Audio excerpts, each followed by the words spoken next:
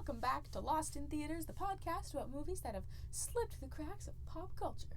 My name is Rachel, and I'm here with my dear sister, Ruth. Hello. Hello. And, for those who don't know, Rachel scours the internet for films that are rarely watched and informs the public through this podcast of their existence. Millions of films have been made, and I think some have inevitably not become as popular as others. And there's usually reasons for this. Like the film today, it was accused of plagiarism in a big way. What? But the thing is, when I watched it, it was just participating in a genre, and the problem was it was an emerging genre, and so there were only like 5 things to imitate, and then it turned out nobody was on board. Dang. Well, but on top of it, it was like, so this movie was made in 1983. It's called Space Raiders. And it... Ragnar. Sorry. Nothing. Okay, so it came out in 1983. Space Raiders. It's a space movie. Star Trek came out in 1966. Woo. And was in full force. Star Wars came out in 1977, also in full force. And the thing is, anytime a space movie then comes out, I feel like Star Wars and Star Trek occupy these two extremes of space genre. Like, one of Star Trek is pretty scientific-y and space realism, and then Star Wars is pretty mythical. Space magic. Exactly. Welcome to Space Magic. What about the one about like the two siblings that are in like the connected space thing? It was a comic book, sort of. Escape to Witch Mountain? No, in space. Yes!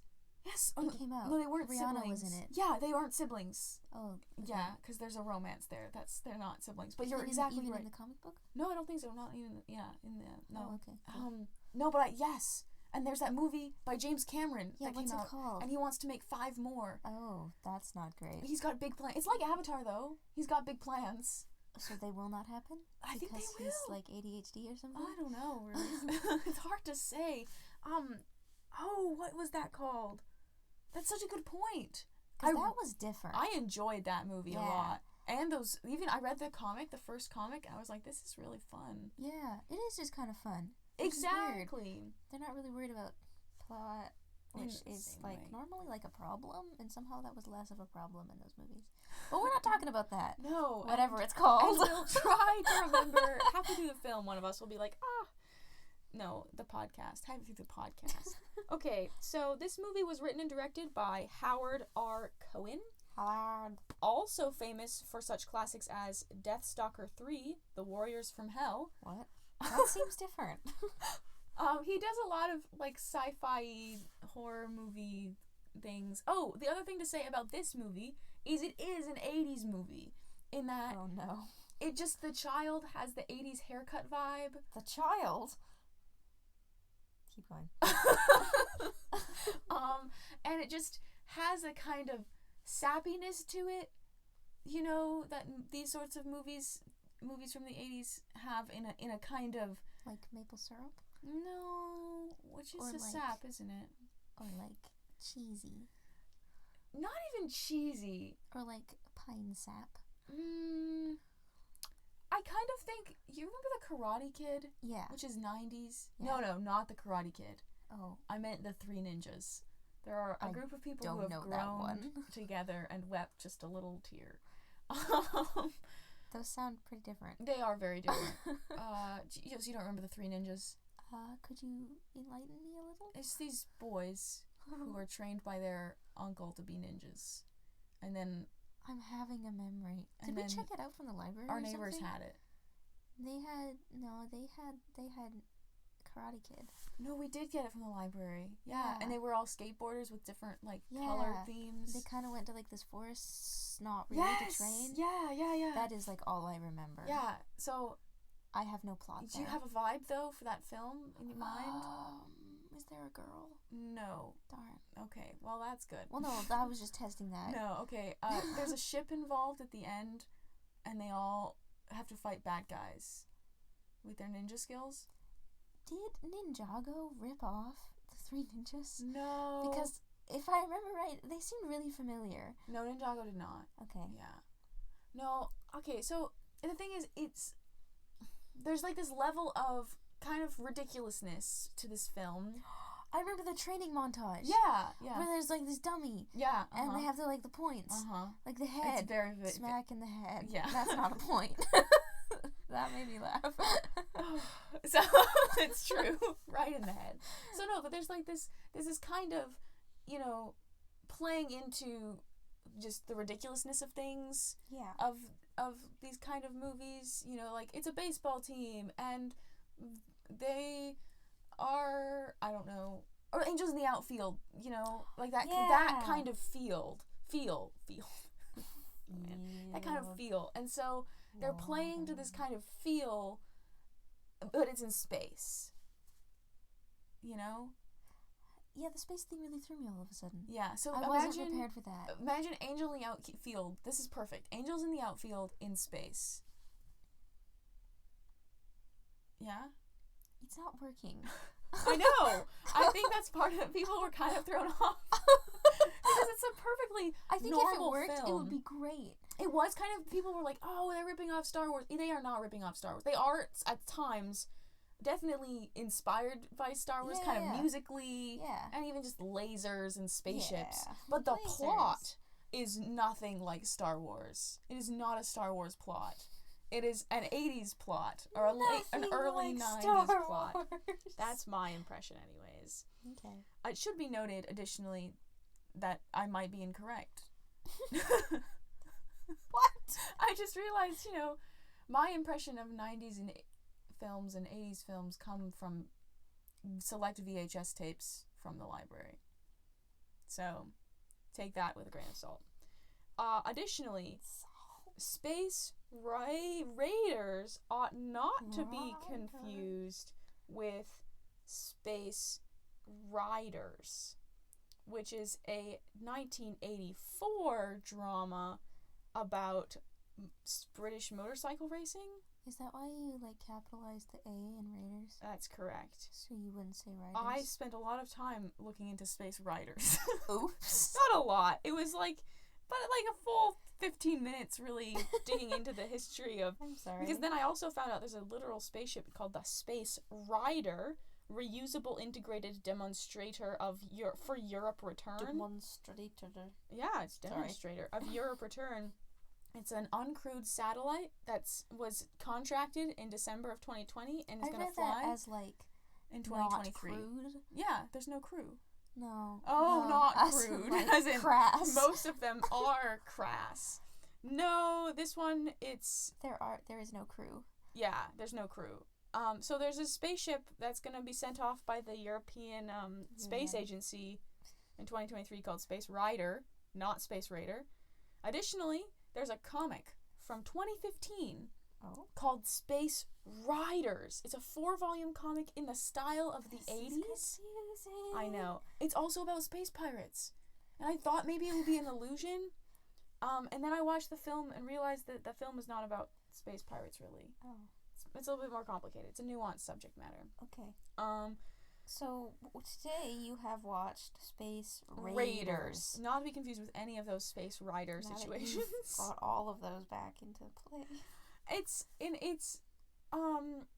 think so Firefly, you know how Firefly has this great crew with lots of characters kind of thing? Yeah.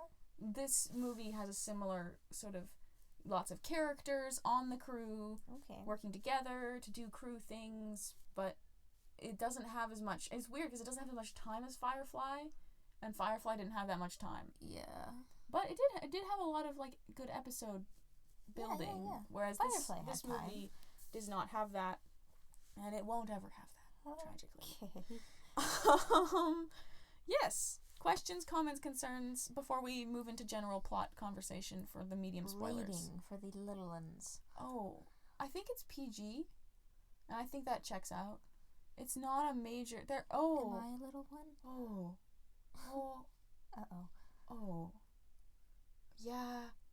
the weird thing is, it's definitely PG, but then it isn't, but not in a way that I'm sure it'll be fine. I'm sure. That's sketchy. It's like, you'd watch the film, and if you'd watched it when you were younger and you thought about when you were older, you'd be like, that was probably a traumatizing experience. Is it a psychological problem, a gore problem? Oh, probably mostly psychological. Yeah. Okay. Yeah, and not like not in a thriller way. Just like the plot takes a turn for the worse. Does it have a happy ending? Is that too much of a spoiler? It's got a nuanced ending in a way that I wasn't super expecting. It's not. I'm concerned. It's we're going to talk about a tradition in space movies that I've just realized right now, but we're going to have to talk about it at the end because no spoilers. But yeah, I mean, I would have liked it as a kid because there is a kid in the movie, and they're a cool kid. Cool kid. Well, they're not really that cool, and then they are cool. It's complicated. Why'd you go and have to make things so complicated? That's not quite the tune. No, it's not. Yeah, and there's some really interesting space politics as well. But it's all under the radar, so if you're interested in space politics, you can think about it, but if you're not, you don't have to think about it. Okay. Yeah. Any more peanut gallery inquiries? Is the effects? Are the effects? Oh, I was going to talk about this. Bad? So the thing is, Lucasfilm is amazing. Yes. And you watch this film and realize that that's the case. Oh no. You watch it and you realize that Lucasfilm is really cutting edge of CGI. Yeah. And that's okay, because it looks like any other 80s CGI film situation. But the thing is, it's in space, so if you're willing to, it feels more like Star Trek visually than Star Wars, for sure. Yeah. But it's a film, so people expect, like, Star Wars, but it's definitely more Star Trek. Yeah. Cool. Like Star Trek the original series. Yeah. Which should be noted, came out in 1966, so that's like 20 years later. But that's okay. You can, if you're willing to like submit to the feel of the film, you'll be fine. The indignity. It's not indignity. Sorry, it's not. Yeah. So, questions, comments, concerns. I'm sure I have concerns. Oh, okay. It'll be good. All right. On to the medium spoilers? Yeah, let's go. Okay. Medium spoilers. The plot centers around a young boy who sneaks onto a spaceship, and the spaceship is stolen by rebels. The Rebel Alliance. But they're not really rebels. I call them rebels because that's the best way to understand them. They're like a resistance force, classic. But I actually thought they were bad guys at first, just because the way the film was set up at the beginning. Yeah. I thought they were like pirate types, but then it turns out that all rebels are pirates. And when I thought about this a lot, this is the way that they interact. I was thinking about like Princess Leia's activities and how the Empire is doing a thing, and then they like steal from them. And that's how it works. So, this kind of group of people takes this ship, and the boy happens to be on the ship. And so the movie concerns getting the boy back home, but also getting in trouble with the people in charge and people trying to kidnapping, etc., etc. Okay. Yeah, that's the usual. Yeah, that's the rundown. And that's the end. That's the whole thing. Thing. Spoilers. Yeah. Are you sure? Spoilers right now? I'm trying to think if there's anything else. Just to think if there's a good crew, like I mentioned earlier, multiple characters. Who would want to watch this film? Can you talk about the end in medium spoilers? As in, like, does it have a positive end, or is that something we can only talk about? Such a nuanced ending. All right, that's probably good enough. Yeah, it's definitely. I'm trying to think who would want to watch this film. If you like space, I'm trying to want to watch this film. Okay. Tell me more. If you like space movies, and I like space movies. You like, I think, maybe 80s movies. I don't know. Which I feel like you don't like those. I don't know if I like those. Okay. I can't remember times well enough. It's a bit sappy at times. Sap. Yeah, it's a sappy star movie. Sappy star movie. Yeah. Yeah. You know, you say that like I'm supposed to know what's going on. Save the child. What does sappy mean? It's like, you know, the moral of the story is hold on to the people that you love and, you know, remember the good things. Is that sappy? When it's my life sappy? No. When it's stated out loud to a character, when they like explain to this person that this is what's going on, and then you're like, yes, this is what's going on, and there's like tears kind of involved, and you're like, yeah, it's not bad, right? It's just a little, it's, you know, there's not really room for, they don't, you know, show don't tell, right? Well, they tell, and it doesn't make it bad. It just they just told you. Okay. Sounds good. All right. Major spoilers? Yeah, let's go for it. Okay. I feel like the medium spoilers become shorter and shorter every time. That's actually one of our longer ones, I think. You're kidding. Yeah, I don't know. I felt like it was a good length. I'm in denial. Ruth's in denial with the crocodile. Oh. So the film opens. Just calls me physical pain. The film opens with a planet. You zoom in on a planet that's green and red. It's greenish, but mostly red. And you zoom in closer, and you see there's like this big shipping thing in a desert, or like it looks kind of like she's doing a lot of gesturing. It looks like an L shape with baubles on it, kind of a mix between Cloud City and Luke's ranch at the beginning of Star Wars, but it's big, it's huge. What?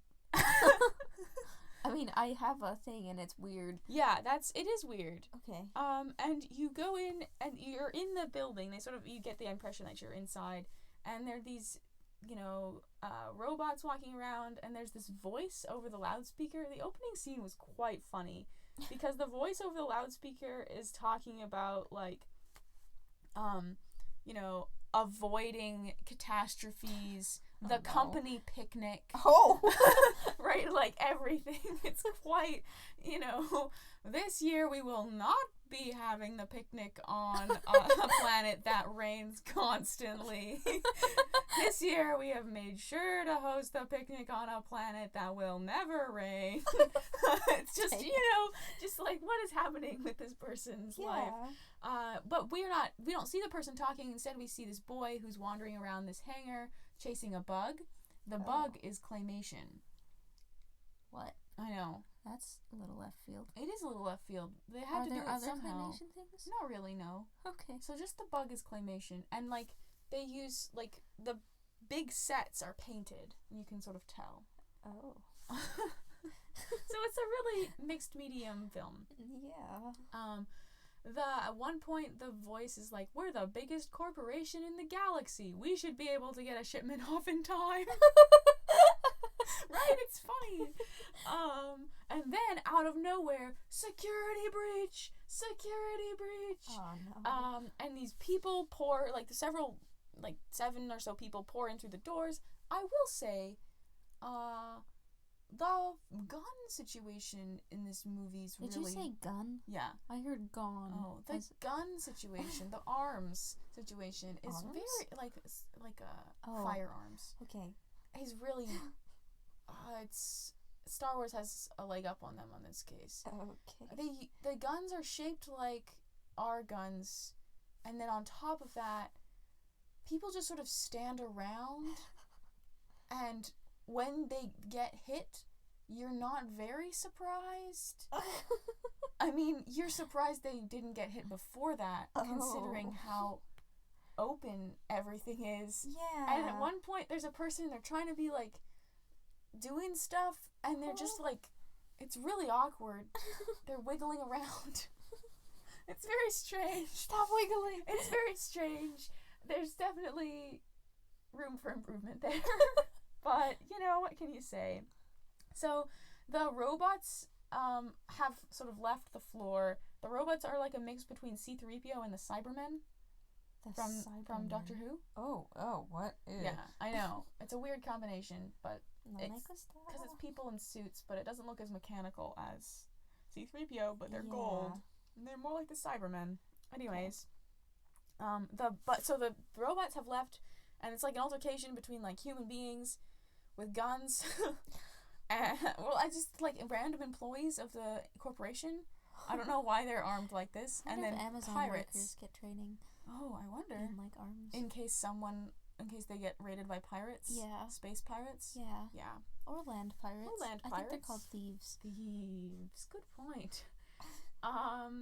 So one of the bad guys gets hit. One of the people who came in. Okay. And he's wounded, and so the group of people. Rebel?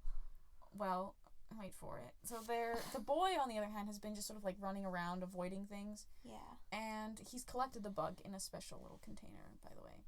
And so he runs around, and they meet up. Eventually, the boy ends up beside the wounded person and the people carrying the wounded person, and they're like, "Get out of here, kid!" And then the wounded group of the group with the wounded person sends someone to go get a ship. The ship they want to steal. Oh, okay. So he opens the ship they want to steal. They get a couple people in there, but while that guy left, the boy climbed up in the ship. Oh. And they didn't know. And then the 3 people get up in the ship, and then the other people run off to their actual ship. And then the whole point is that they're gonna meet in space somewhere. That's what they're heading. Oh, okay. So that's the plan. That's what happens. Except the guy who gets shot tragically dies. And the crew is sort of upset about this, of course, because it's their buddy. Yes. And the way they talk about it, it's like they're soldiers, and you don't really know why. There's an alien, and he has kind of telepathic powers, and he like signals it on the boy who is standing in the corner watching them. And he's like, child. And they're like, what do we do with this child? And he's like, can we go home? They're like, no. So then you're back at the shipyard, and there's a guy and a woman, and they're walking through, and you know they're important because they're wearing colors. Everybody else wears like green and gray. Oh. And that turns out the boy is the son of the man. Oh. And the lady is like, we're gonna get that ship back if that's the last thing we do. The board isn't gonna get us.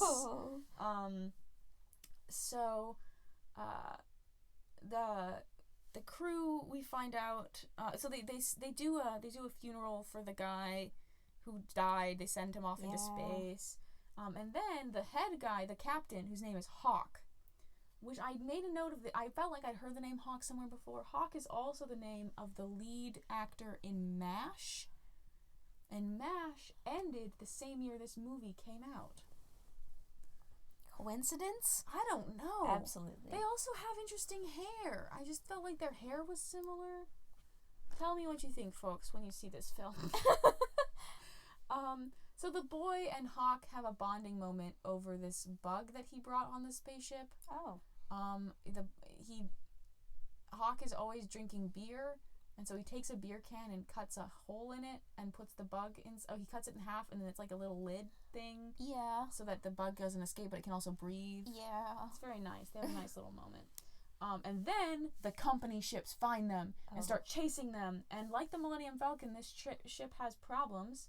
And so it's actually a really great scene. There's lots of, there's some people who are doing coordinate stuff. There's people doing other steering, other people shuffling things places. And it was interesting because it felt like the crew of the Enterprise on the Millennium Falcon.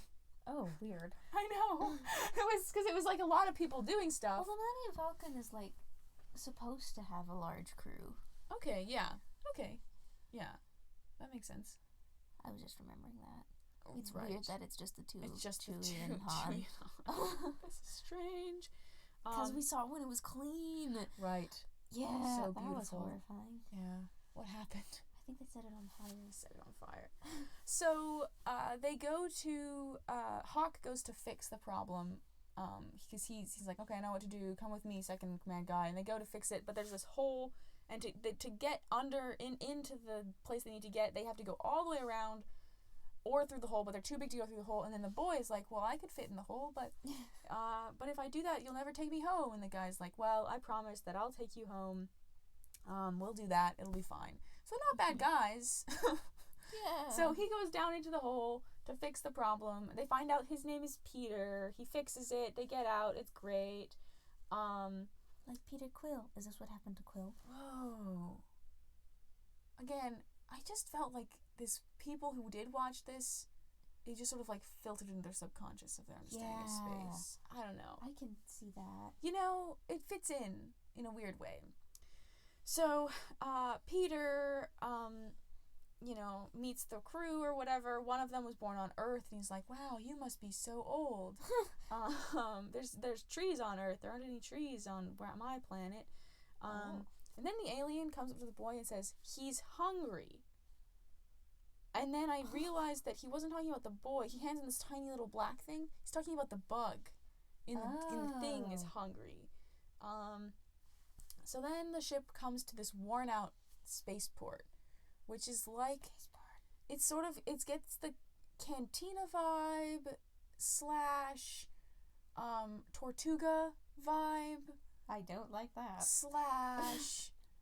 final outpost of final outpost of sanity away from the what's the word I'm looking for? You can do it, Ruth. I have no idea. Oh, the company. What? So the people the bad Did you guys. just call yourself my name? No, I really thought you were gonna give me the word, and then you didn't. It was so generic. You were looking for the word company? Yeah, but that's what they call the big bad. Do you know the company's name? No, they just call it the company. Really? Yeah, the company. And the thing is, we find out the company is sending a ship after the sun. They've locked on his like geo whatever, his body signal, and they're sending the first entirely roboted ship. It's like I was gonna say entirely robot manned ship, and I was like, that doesn't make sense. So it's a ship entirely run by robots, and it's like a super destroyer ship, and they're sending it after the boy. And the father points out that this isn't really a rescue mission. It doesn't really feel like a rescue mission. This is awkward. We don't really hear much from the dad. Poor guy. Oh wait, so his mom? No, it's just this woman is just a psychopath? Yeah, in charge and crazy. In charge and crazy. Yeah. Woo. So she sends this ship after the boy to get back the thing that they lost. And they come to this space station. The crew does that we're following. And while they're there, so yeah, like I said, it has a bar in it actually, which is like the cantina. Okay. It's a little more human populated. Yeah. Than it, and again, it feels more like a bar out of a western maybe, or out of like a war TV show. Yeah. But with a couple aliens thrown in, which is fine. It's a fun vibe. So, two guys, random people in the crowd, realize that the kid is a human. No, that they could get a ransom for him. Oh. So they start going after him. And then we meet the boy has wandered off and's gone exploring. He drops a jar. Everybody finds him. He doesn't get kidnapped, but then he meets this guy named Zerotin, maybe? Like serotonin? Zerotin? Actually, yeah. That was sort of the vibe of the name. And he's in charge, and he says that bad things happen to things that don't belong. Oh. And he's just giving off bad vibes. And Hawk is like, well, if you kill this kid, I'm gonna have to kill you. Sucks. So Hawk takes Peter to like a room to just sort of be away from the chaos. Gives him some food. It's a whole thing, and he leaves. And he tells Peter that think of life's trials as an adventure. You know? Adventure is out there. What is that from? Up. So, I would like to note that the music in the bar, because they then go to the bar and there everyone's, the whole crew is there catching up. And I really enjoyed that. They had some great 80s music sung by some weird looking aliens. Yeah. And there's like a charismatic guy in charge of the bar. They're serving drinks out of literal beakers with dry ice in them. Yeah. It's a fun time. And Peter gets bored in his room because he's literally watching used spaceship salesmen. Oh my gosh. No wonder he decides to leave. And then the kidnappers catch up to him. Meanwhile, Hawk has been brought to Zerotin and he's like, you owe us money. So they make a deal. The deal is Hawk is going to go and get he's going to go steal fuel. Okay. And he's going to steal 3 things of fuel for Zerotin, and then the 4th one he gets to keep and sell him. It's like a whole thing. Yeah. It's like, but the deal is that they're going to have to leave the kid there. There's a woman on the group, and she doesn't really like the kid, and Hawk is like, well, she's also decided that she wants to leave the game. She's like, I'm tired of living like this. I want to get out. And so he's like, okay, here's what we're going to do. You and the kid take the 4th ship instead of selling it back, and take him home. Okay. That's what they're going to do. But then they find out that the kidnappers have taken Peter, and so they think it's Zerotin at first, but then it isn't. So Zerotin's like, okay, whatever, you can take the kid, you go do your job, get the fuel, do your job, and get the kid, it's fine. So unfortunately the company catches up with the kid first. However, Peter wanders into an escape pod and jettisons himself. How old is Peter? It's a good point. He's like maybe 10. Okay. Yeah, maybe 12. 10 maybe? I'm really bad at ages these days. Yeah. I can't really judge that. Not 5. He's not toddler. Because this sounds like a toddler thing. No, she's definitely maybe 10. Okay. He was looking around. He found the thing. He escape pods just as the ship gets shot down and blown up by the bad ship. Way to give everyone a heart attack. I know. And so Hawk, they see this happening, and Hawk's like, oh no. But he decides not to give up, and they keep looking around.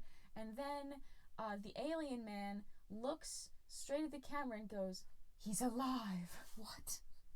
And it's really to the rest of the ship, and the rest of the ship is like, okay, well, let's go find him. And they find him, and it's really great, and it's a really wonderful little scene, and they're like going off to get the fuel, and there's a great scene where Peter is like learning to shoot rocks with the because there's these asteroids. Oh yeah. And it's asteroid a really target practice. Exactly, it's a little asteroid target practice with the guys. It's fun. And then they go to. Zerotin claims that he has made a deal and shut down the robots at the fuel place, so it'll be easier for them. Okay. They get there and they sneak in, but it was a lie. They don't. Yeah, the robots. Really? Well, the robots didn't turn off. They're still around. Oh dang. They have to split up.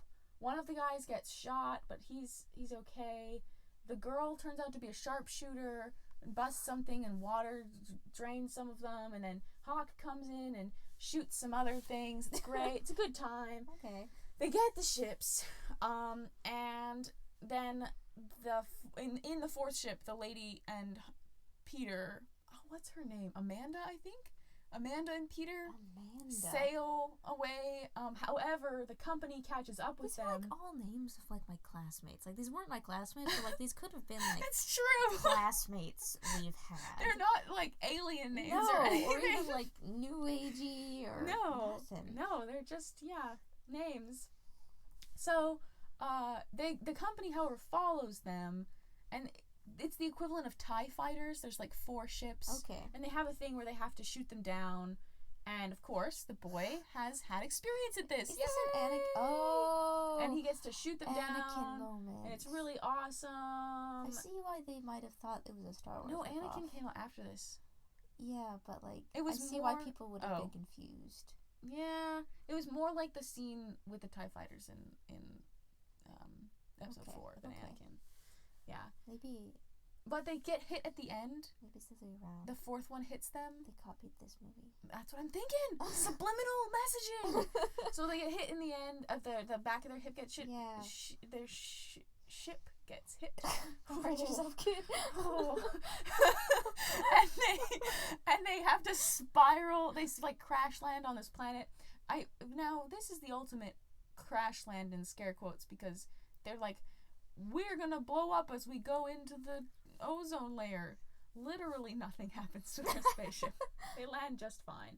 As soon as they land, they see trees. It's really great. And then men in berets start chasing them. Berets? Yeah, I don't know where the berets came from, but they were.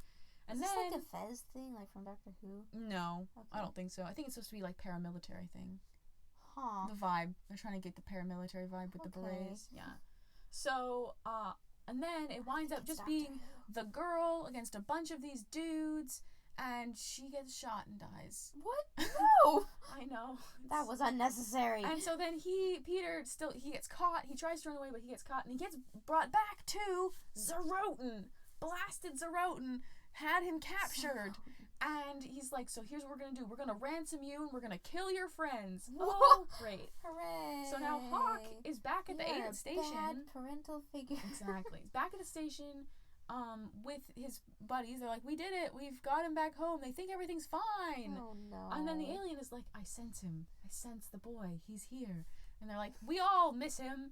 And he's like, I'm going to go for a walk. So he goes for a walk, and he finds the kid. Really? Yes, because he has these magical sensing powers. Yeah. He opens the door, hooray, he saves him, and then the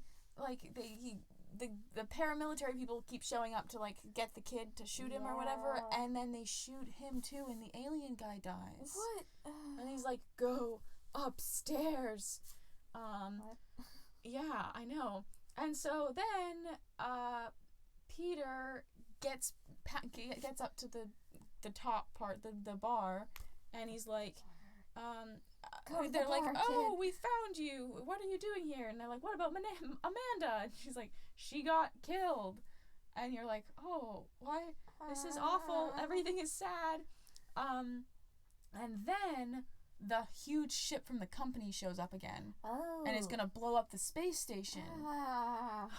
What's wrong with these people? Zerotin, of course. Well, okay, so then the group goes up to, they find the body of the alien. It's really sad. And so Hawk and his second in command go to find Zerotin. Then the second in command gets shot and dies. Okay, this is unnecessary. It's so sad. Meanwhile, the boy is left with the pilot of the group, and Zerotin shows up and shoots the pilot, and he dies. Oh my gosh! Everybody's just dying. Everybody died, and this is the trope I want to talk about because I just realized. Oh. This is Rogue One for starters. Oh, okay. With the people just dying. Yeah. Additionally, I just realized Episode 4 of Star Wars. Only 2 people survive. I've thought about this before. How only 2 people survived the attack on the Death Star? Luke and Wedge Antilles. Wait, no. Yeah, just 2. Other people survive. Well, they survive on the planet, but none of the other X-Wings survive. The planet. No. Oh, okay. Yeah. That's okay then. And it's like I just realized there's just this thing where it's suddenly okay just to like kill everybody. I just space movies need to quit that. Anyways, just a little bit. This is just so uncalled for. This movie, yeah, it was just like, that's what I'm saying about the subliminal messaging. I bet you the people in charge of Rogue One, at least one person on the writing group had seen this movie. It was like, what would be a great thing? Anyway, so he's dead now. Sad. And yes, sad. It is sad. But then here's the thing: Zerotin and Hawk have a standoff, and Zerotin just shoots Hawk with and then 3 seconds later, Hawk shoots Zerotin and kills him. And so Hawk is dying on the ground. Oh my god! And the boy helps Hawk limp to the shuttle. And then they get on the ship.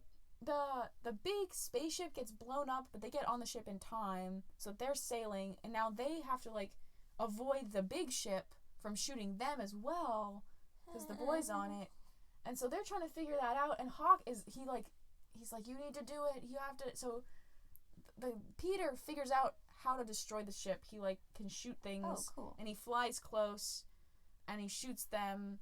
And it's great. And actually, one of the lines Peter says a lot is I can't do this. But then the Hawk is like, you can. It's going to be fine. And so he does. It's great.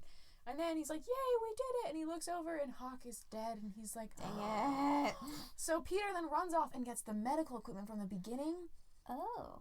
And he uses the medical equipment to save him. He brings him, presses, it's like a weird little heart pump thing, except it's on the wrong side. It's wherever the wound is. So he saves him. It works. It's so exciting. They go home.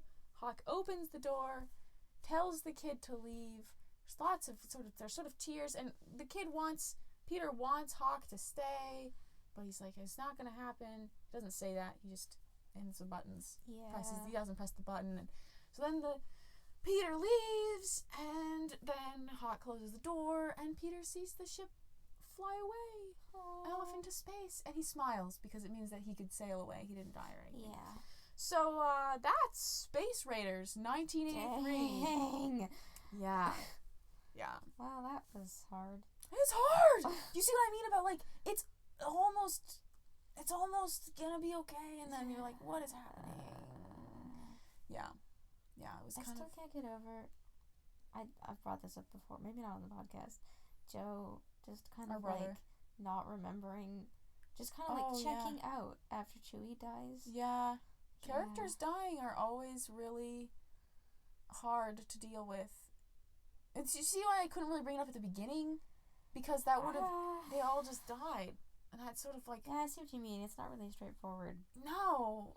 And it isn't, I mean, you're happy that the kid makes it home. But... but he gets, yeah. So among things like Star Wars and Star Trek, what do you think? It sounds pretty different.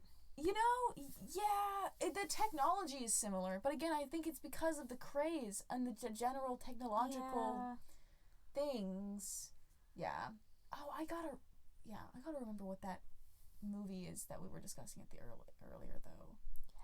We might have to do it on the podcast because I love that movie. That'd be a good one. Anyways, okay. Well, folks, that's been Space Raiders. Raiders. I think it should be remade, personally. I think it could be remade into a good...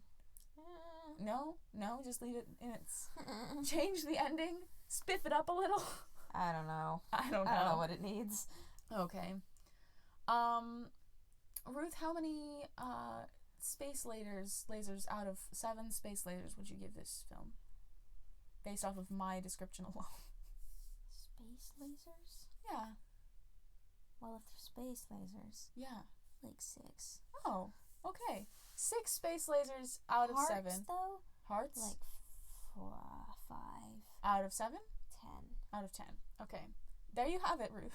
From Ruth herself. 6 space lasers. Out of 7. 5 hearts out of 10. Yeah. Alright. Well, this has been Lost in Theaters. You can follow us on Instagram, and technically you can follow us on Twitter as well if you're interested. We don't really do anything on Twitter. Twitter is horrifying. I don't know how to deal with the masses quite in that way. What happened to you? I don't know, Ruth. The void was so massive. It was like, alrighty then.